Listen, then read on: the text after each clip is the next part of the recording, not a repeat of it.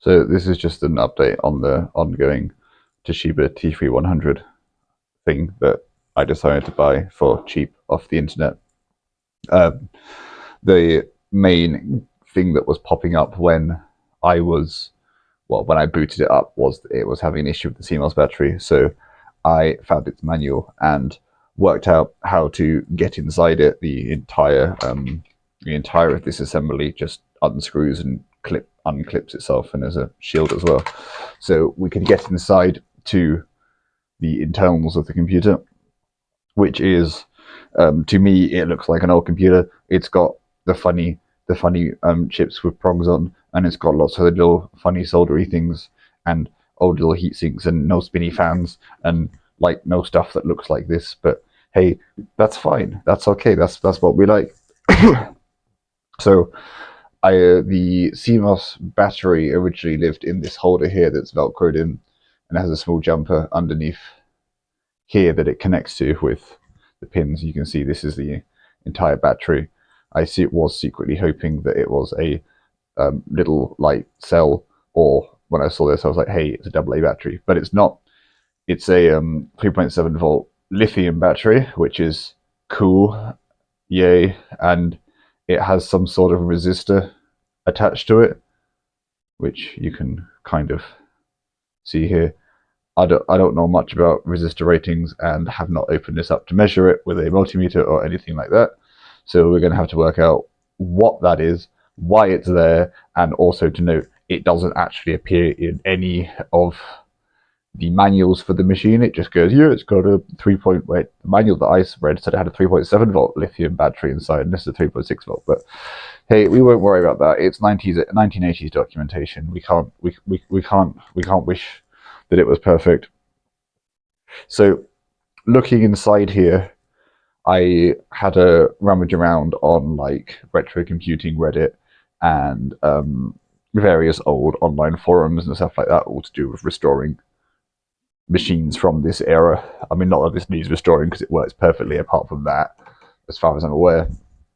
And there was lots of discussion about putting extra chips. There's an empty chip slot there. There's these slots as well, which I'm not entirely sure what they look like, but based on my knowledge of normal computers, they look like memory slots for like, even for like computer RAM or something like that. Even though they've got like little pin layouts and hooks and stuff like that. But early days. But getting this out, opening this was cool. It was held together by 7 screws, a metal paddle, and then the entire keyboard assembly just pulled out and went, well, hey, congratulations, you're into the computer. Take notes, Apple. I mean, they are now, but we won't, whatever. And to get the actual CMOS battery out, the little, I keep calling it a jumper, I know it's not, the pins that this goes on is right underneath a metal part that the entire screen housing is sat on. So they'd have to unscrew and lift up the entire screen housing just to unpin this stupid little connector, which was fine. But in the back of the housing in here, there is an intrusion switch that stops the screen turning on when the case is open. And I was just testing it to make sure it worked with the little battery guy out, and turned it on and went, well, I broke the screen, but then I put it all back together and it was fine. So next steps is getting an operating system on here. According to the documentation, manuals, and Wikipedia, this machine shipped with DOS 3.3 on, which I am inclined to build just so that I can see that it would have worked as is, and then we can look at putting more interesting things on, like newer versions of DOS or even pre-DOS and stuff like that. So we're going to have to work out how I can load files onto a floppy drive disk. Now I know how a floppy disk works. I've never loaded a file onto it. And I also don't really have the infrastructure to load a file onto it. If I just move this up. I have my some old PCs that I got donated to me just because they were good. The owner was going to put them in the bin. This one here runs Windows 98. It has a working floppy drive. It has a working CD drive. This one here runs Windows XP. It has 2 working CD drives, working floppy drive, and generic USB drivers. What it doesn't have is a header on the motherboard that can take a small ribbon cable. It only has the large ones for CD drives and hard drives. So burning a floppy drive with the DOS files would be fine because I have the DOS files on the USB stick. This does not have generic USB drivers for USB flash storage. So if I plug a USB stick into this, nothing happens. So what I think I'm going to have to end up doing is getting the DOS files on a pen drive, plugging them into the XP machine, and burning them onto a CD. Taking the CD out and putting it in the Windows 98 machine so that I can load them onto a floppy disk, so that I can then put the floppy disk inside the Toshiba and attempt to install DOS 3.3. That is the easiest way that I can see based on the hardware that I have. And bear in mind, I have a lot of hardware. Look, I have tons of hardware. It's all over the place. There's hardware over there, there's hardware over there, and it keeps going, and it keeps going. But I do not have an easy way to load files onto a floppy disk. I mean, there's another PC down there, but I think that one down there on the Windows 95. So, we'll work something out. Maybe I can put XP on it, because that's like the oldest operating system that I know how to use because I felt like learning it.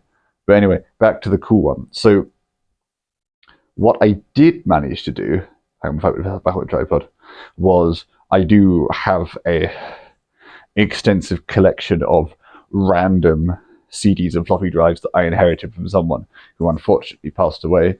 But in there, actually I think it still might be in here, in there I found an EasyDOS boot disk. This is just the boot disk, it's not the actual installation disk. However, what I know that I can do, just whack this back on this stupid tripod that I hate. What I know that I can do is test, show the machine like booting, so it's not just going, lol, you have a hard drive error, because there's nothing on the hard drive. Or, oh crap, I've broken this. No, I've not broken this, I just have been handling it wrong. I'd rather not break this, because I don't see how easy it would be to get a new motherboard for one of these. But anyway, this goes in, I'll just do it how I've been doing it. This goes in here.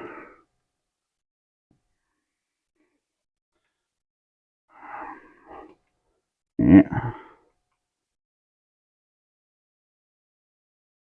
That goes in there.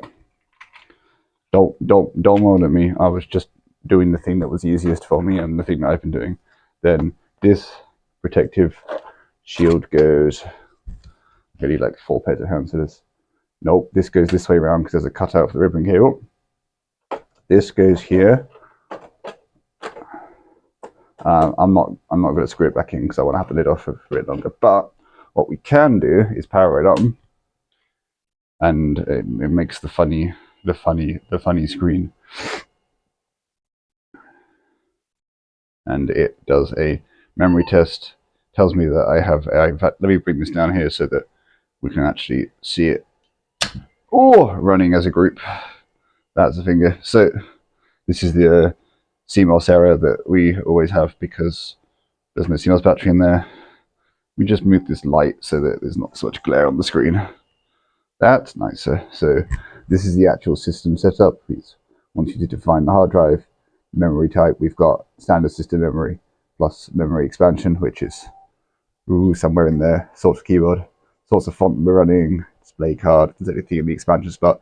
There's an expansion slot all the way around back here that you can put something in. Don't know what the printer port does, what the serial ports do, blah blah blah. But let's just exit that, and then it's going to exist. It's going to test the memory and detect 1024 kilobytes of RAM.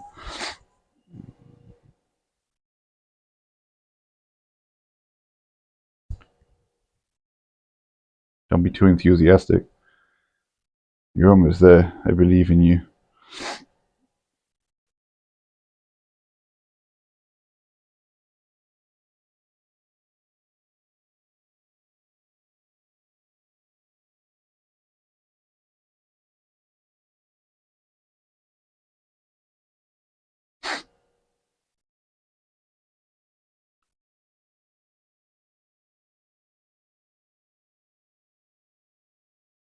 Almost there.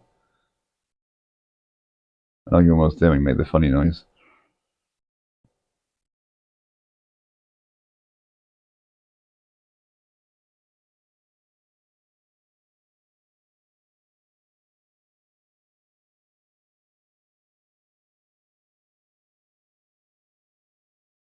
See, this is what I'm kind of concerned about, our initializing hard disk controller.